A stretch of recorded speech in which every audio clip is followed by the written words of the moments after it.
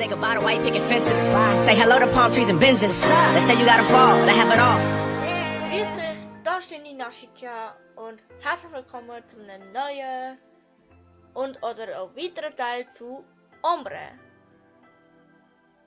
Was soll machen wir da weiter, wo wir letztes Mal aufgehört haben? Ich habe glaube schon mal ein paar aufgenommen, aber ich habe nicht gelöscht, weil ich, ja... I don't know what happened. Ich habe keine Ahnung, was passiert ist. Aber wir werden das weiterfahren. Also. Von dieser seltsamen Nacht an schafft es Ombre, in einem Geflecht aus Lügen Tristan dazu zu bringen, mehr oder weniger offiziell ein Paar zu sein. Daher verlangt sie einen Verlobungsring und zögert nicht, mit ihm Arm in Arm durch die Straße zu laufen. Schon bald reicht ihr das nicht mehr. Sie ist eifrig, unersättlich und kann sich mit dem Status als feste Freundin nicht zufrieden geben. Sie braucht mehr. Sie muss die Frau übertrumpfen, die von ihr gekommen ist. Ihre unsichtbare Rivalin, deren Schatten immer wie das Schwert des Damokles über ihr schwebt. Sie zehrt Tristan in Hochzeitskleider und träumt von einer perfekten Zeremonie an ihrem großen Tag. Die Zeitschriften, die Anzeiger, der Fernseher, die ganze Welt schreit sie an, dass es das ist, was Glück bedeutet. Wäre es also nicht natürlich, dass sie es mit offenen Armen begrüßt? Ist es nicht der Traum von jedem kleinen Mädchen? Die Ehe wird verkauft wie die Bewerbung zu einem wahrgewordenen Märchen. Es gibt ein sehr teures, schönes Kleid, ein Prinzessinnenkleid, und die Braut muss die Heldin der Geschichte sein. Und alle haben nur Augen für sie. Und dann stünden ihr alle Kosmetikartikel und oberflächliche Accessoires zur Verfügung, denen die Stars ständig baden. Berühmte Sänger lebten alle in einer Art permanenter Hochzeit. Eine seltsame und unwahrscheinliche Fantasie. Moment. Ambre wird auch von dem Himmel kosten, den die Welt ständig abreißt. Also drängt sie Tristan dazu, er macht ihr einen Antrag und die beiden organisieren eine Zeremonie mit vielen Sachen.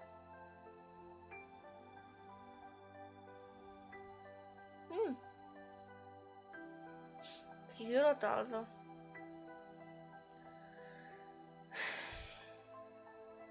An dem Tag schien Ombre heller zu leuchten als sie zuvor, auch wenn sie noch immer so gebrechlich ist. An dem Tag denkt Ombre, sie hätte alle Spuren ihrer Rivalin besiegt. Aber es ist immer noch nicht genug. Das Leben, das sie führt, schien noch nicht perfekt zu sein. Sie braucht noch etwas anderes, um komplett zu sein. Sie wünscht sich, eine Familie zu gründen. Schließlich hat die Welt ihr die Ehe als nie endendes Märchen verkauft. Aber sie muss noch ein Ziel erreichen, um weiterzuleben.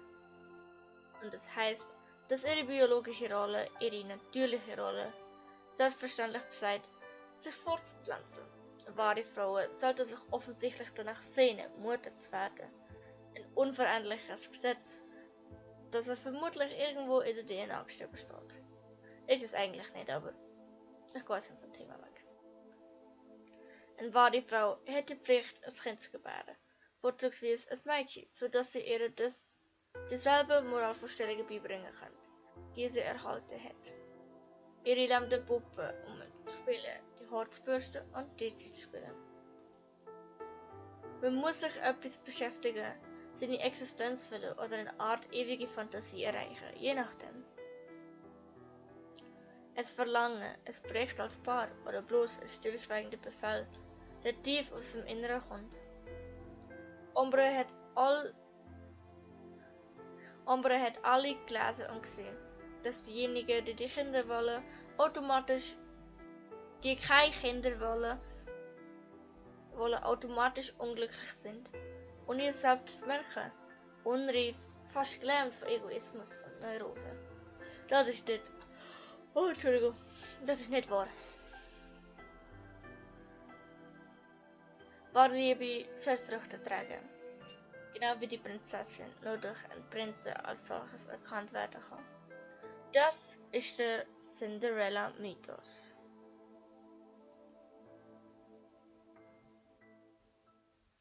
Amber weiß es noch nicht, aber die Uhr hat schon vor langer Zeit angefangen zu ticken und sie steht gefährlich auf ihren finalen Moment zu. Wir werden jetzt erfahren, was das wohl ist.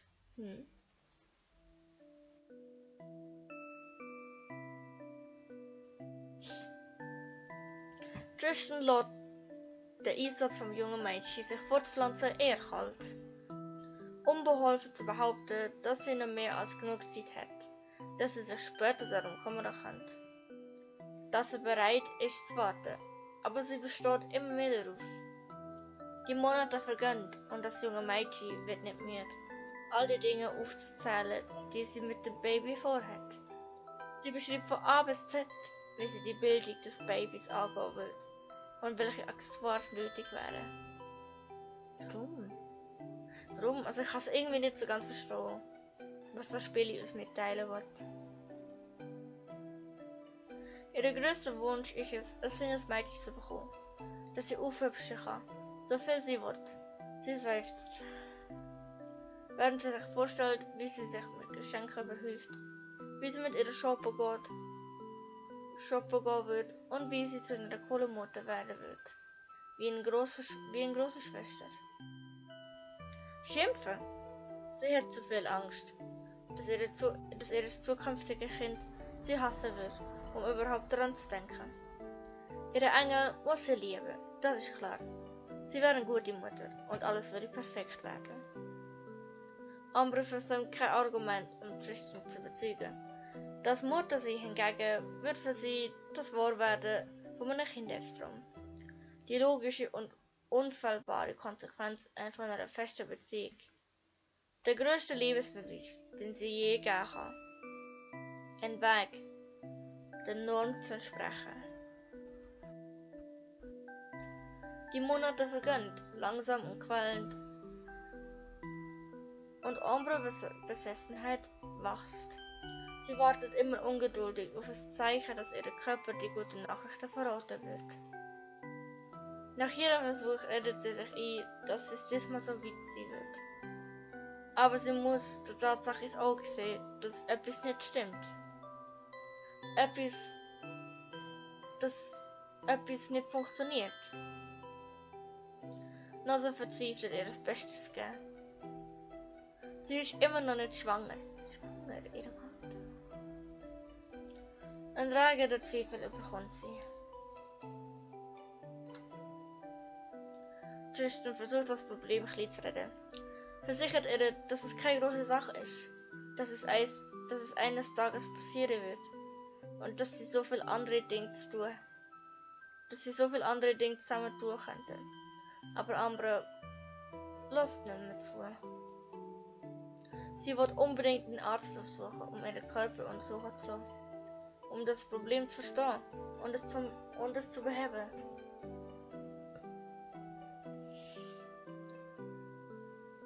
Sie wird so kurz vor ihrem Ziel nicht aufgeben. Ihr Partner, der Tristan, deckt das Thema so gut wie möglich. Er schien abwesend und verweigert eine medizinische Untersuchung. Immer wenn das junge Mädchen auf ihn zukommt, um zu reden, beißt er die Zähne zusammen und hat das Gefühl, dass die Situation immer angespannter wird. Sie kommt der Wahrheit zu nah und das könnte er sich nicht leisten. Es steht zu viel auf dem Spiel. Weiß es er also schon?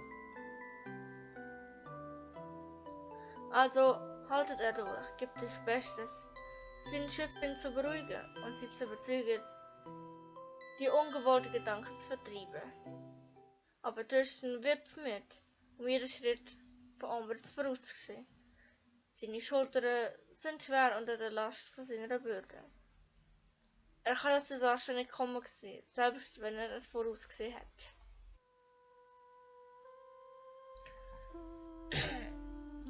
Eines Tages, als er auf der Arbeit ist, ergreift er die Gelegenheit, um einen Arzt zu gehen, der sich im Krankenhaus in der Stadt mit ihr befindet.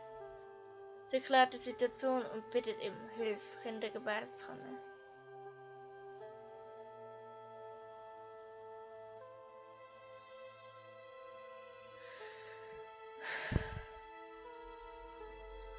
Während er sie vom Kopf bis Fuß muschelt und ihr mit Samtverstand zuflüstert.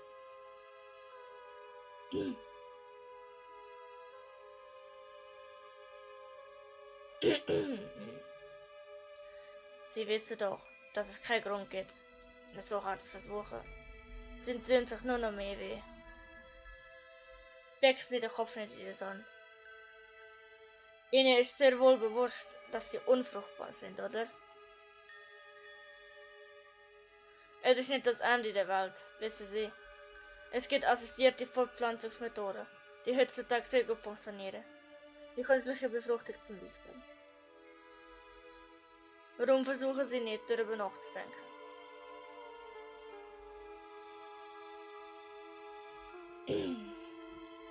Der junge Arzt hat versucht, so positiv und tröstend wie möglich zu sein. Aber der Schaden ist bereits angerichtet. Andere hätten noch. Ihre Träume sind gerade in einem Meer aus Staub und Abfall zerfallen. Sie verlor das Krankenhaus völlig verzweifelt und sprachlos. Steif und bewegt sich mechanisch wie ein Roboter. Sie hört nicht von den letzten netten Worten, die der Arzt ihr zuruft. Sie weiß nur, dass sie heimgehen muss. Sobald sie draußen ist, bricht der blendgraue Himmel sie Verzweiflung. Sie ist in der Stadt, in der sie schon immer gelebt hat, aber die Gebäude, die Autos, die Passanten, sie hätte sich in dieser dunklen, verkehrten Welt alle in eine geisterhafte Silhouette verwandelt. Ihre Sicht verschwimmt immer mehr, während sie ziellos umherwandert. Die Stadt zerfällt in einen riesigen Haufen Asche. Die Stimme der Passanten um sie herum verzerrte sich zu einem unhörbaren Sprache. Metallisch und bedeutungslos. Amber schafft es, instinktiv den Park zu erreichen und weiß nicht wirklich wie. Ein fürchterliches Grauen packt sie im Inneren. Unfähig zu sehen, unfähig noch etwas zu verstehen, lässt sie sich auf das Gras fallen. Die Pupillen weit aufgerissen. Plötzlich kommen die grauen Bilder ihrer Vergangenheit zurück und die Realität schlägt ihr brutal in den Magen.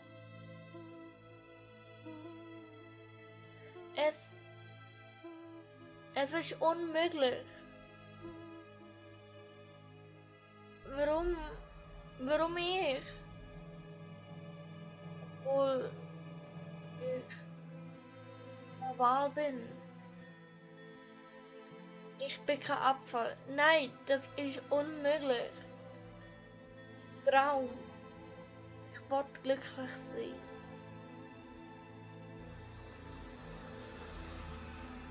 Sie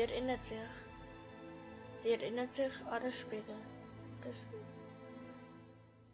Das unbarmherzige Licht über dem Spiegel, das all ihre Makel, all ihre Fälle zeigt. Der qualvolle Drang, perfekt zu sein, makellos zu sein. Makellos wie die Models, die Schauspieler, die Sänger, die auf jedem Bildschirm ständig zu sehen sind. Gesehen zu werden, bewundert zu werden, aus jedem Winkel analysiert zu werden. Sich nie zu entspannen, tadellos zu sein und sich alles zu kümmern, alles zu bergen, alles tief im Inneren verschlossen zu halten. Selbst wenn die gebrechliche Oberfläche unter der Last der Lüge einreißt.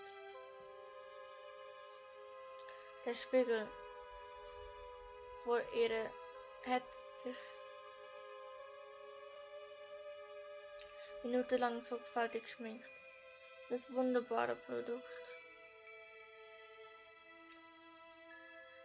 kann so jede andere Marke beseitigen. die Spuren der Menschlichkeit.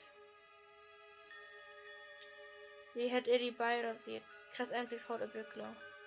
Ihre Brauen gezupft, das beste Outfit gewählt, um sich vorteilhaft zu präsentieren. Eine Schicht Make-up aufgelegt, um ihre Identität für die einzige Folge verschwinden zu lassen. In majestätische Schönheit, in künstliche Schönheit, unmöglich zu erreichen. Der Spiegel vor ihr hat sie sich gehoben, hat sich gesagt, dass sie darauf achten soll, was sie isst, dass sie dünner werden muss, schöner werden muss, begehrenswerter, sich übergeben oder den Überschuss erbrechen. Oder ich sage auch Blümchen. Nur behalten, was essentiell ist. Sich vor dem Spiegel bewundern. Sich übergeben, dies ungewollte vitale Poche zu erbrechen. Erbrechen, was schmutzig ist, um reiner zu werden, innerlich und äußerlich. Den Schmutz zerstören, alles was schmutzig ist, rein werden, makellos, perfekt. Der Spiegel, die Augen der anderen. Die permanente Spiegel, Eitelkeit, glaubt zu existieren, sich selbst Stück für Stück zerstören, unfähig zu werden, selbst zu überleben, wachsende Einsamkeit zu überstehen, lächerlicher Kampf gegen das eigene Wesen. Der allmächtige Verstand gegen den Körper ihr zu unterwerflich zwingen, ihn zwingen, sich neu zu formen, um jedem Wunsch gerecht zu werden.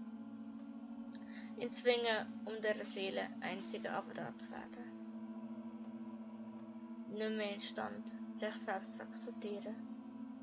Der endlose Antrieb nach Zeit, Natur, eine beständige Mühe, sich selbst umzubringen, sich selbst davon abzuhalten zu existieren.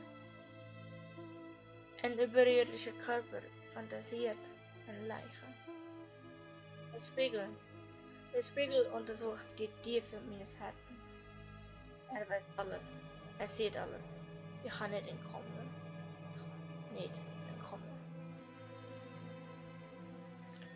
Gefangen in ihrer Besessenheit verkrampft sich Amber fieberhaft und lässt durchdringende Schreie raus.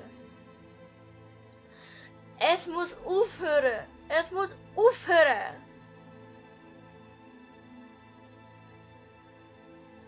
Plötzlich wird der emotionale Druck so stark, dass sie jeglichen Sinn für die Realität verlor und ihren Verstand täuscht. Sie bewegt sich nicht mehr. Sie sagt kein einziges Wort mehr. Regungslos auf dem Gras des Parks. Die entsetzten Augen unbeweglich. Man könnte meinen, sie war tot, wenn sie nicht ganz leicht geatmet hätte. Die Welt schien einzufrieden, zu explodieren, in einem unerträglichen Schmerzensschrei zu sterben, ihre Welt.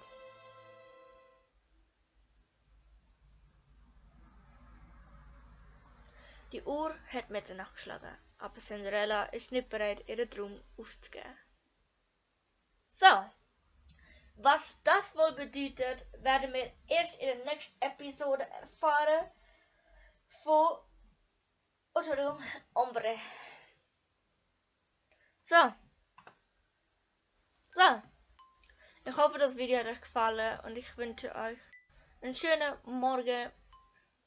Ich hoffe, das Video hat euch gefallen und vergesst nicht, das Like oder das Abo dort zu lassen, falls es euch gefallen hat. Und wenn nicht, dann natürlich nicht. Und ja, ich wünsche euch einen schönen Morgen, Mittag und Abend und tschüss, ciao. Ich wünsche euch einen schönen Morgen, Mittag und Abend und tschüss, ciao, Ade.